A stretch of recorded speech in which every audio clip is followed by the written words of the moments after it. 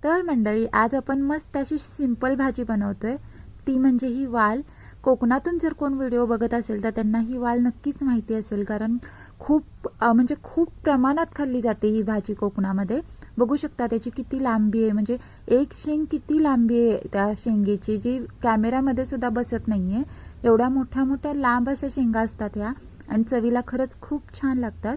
तर यांना नीट करण्यासाठी काय करायचं आहे, आपल्याला जी कोवळी शेंग आहे ना ती अशी नीट करायची आहे. वरून आपण एक शेंडा काढून टाकणार आहे आणि थोडे थोडे असे साईजमध्ये त्यांना कट करायचं. आणि हा जो दोर येतो ना तो आवर्जून काढायचा, तो भाजीमध्ये छान लागत नाही.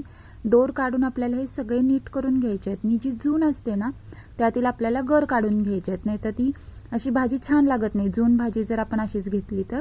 आता हे सगळं छान नीट करून घेतल्यानंतर मी मस्त धुवून घेतलं याला. आता आपण फोडणीची तयारी करूया. अगदी सिंपलनी साध्या साहित्यामध्ये ही बनवून तयार होते.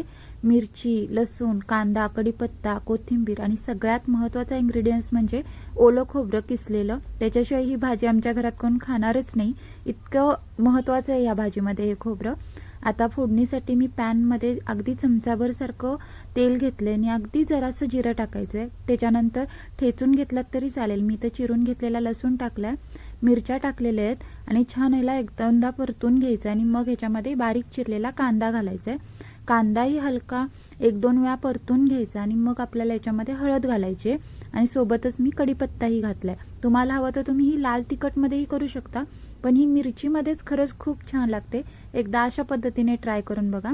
कांदा छान परतून घेतल्यानंतर अगदी जराशी हळद घातली मी, याने कलर खूप छान येतो भाजीला. हळद चांगली तेलावरती परतून घ्यायची, म्हणजे तिचा कच्चेपणा भाजीमध्ये भासत नाही. आणि कांदाही चांगला लालसर होऊ द्यायचा. आणि मग ह्याच्यामध्ये आपण जे निवडून ठेवलेली भाजी आहे ना ती घालायची आहे आणि छान असं याला परतून घ्यायचं. तेलावरती चांगली भाजी परतून घ्यायची, म्हणजे चवीला खूप छान लागते.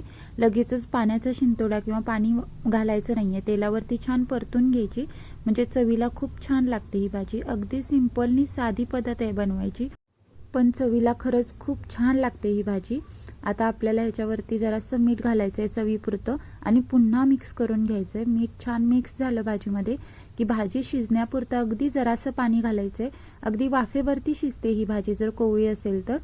ही भाजी तुमच्याकडे मिळते का आणि तुम्ही हिला काय म्हणता आणि कशा पद्धतीने करून खाता मला नक्की कमेंट करून सांगा. अगदी अर्ध्या पेल्यासारखं पाणी घालून झाकण ठेवून हिला 5 मिनिटासाठी मी शिजवून घेतलेली आहे. अगदी 5 मिनिटामध्ये ही शिजून तयार होते. बघू शकता किती मस्त तयार झालेली आहे. आता लास्टला याच्यात मेन इन्ग्रेडियंट्स घालायचे आहे, ते म्हणजे ओलं खोबरं आणि कोथिंबीर. ओलं खोबरं खरंच मिस करू नका ह्या भाजीमध्ये, खरंच खूप छान लागतं. एकदा नक्की करून बघा जर ही भाजी तुम्हाला मिळाली तर, कारण कोल्हापूर साईडला किंवा पुण्या साईडला ही भाजी मला कधी दिसली नाही, कोकणातच अवेलेबल होते ही. जर तुम्हाला कुठे मिळाली तर नक्की करून खा आणि कशी वाटली मला कमेंट करून सांगा. आणि हा व्हिडिओ कोकणातून किती जण बघतायत हेही कळू दे मला, कारण ही खूप जिव्हाळ्याची भाजी आहे कोकणी लोकांच्या.